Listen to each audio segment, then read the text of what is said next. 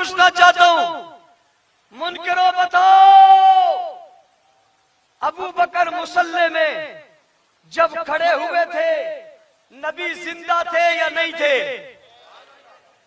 سوال ہے میرا تم سے، بتاؤ جب ابو بکر مصلی پہ کھڑے ہو کے نماز پڑھا رہے تھے حضور تھے یا نہیں تھے؟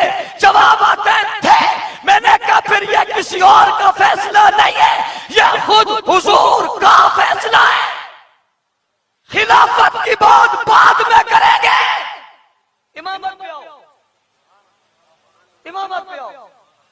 خلافت کی بات بعد میں ہوگی، مصلی پہ آؤ، مصلی پہ۔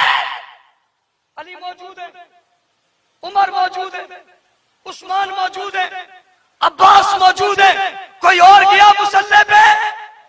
کسی اور کو بھیجا؟ ایک نماز نہیں، دو نمازیں نہیں، چار نہیں، پاپا 12 نمازیں نہیں۔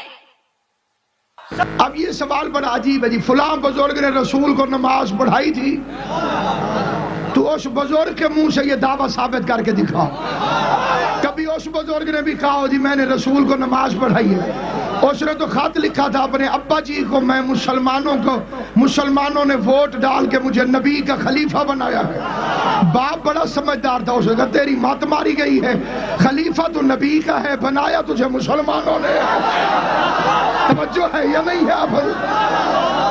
تو نبی عابد بھائی، اگر تو مسلمانوں نے بنایا ہے تو مسلمانوں کا خلیفہ ہوگا، نبی نہ بنایا ہوتا تو نبی کا خلیفہ ہوتا۔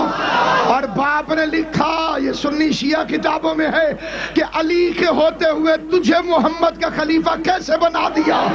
تو بیٹے نے لکھا میں عمر میں بڑا ہوں، کہا پھر ان سے کہ مجھے بنائے میں تیرا بھی باپ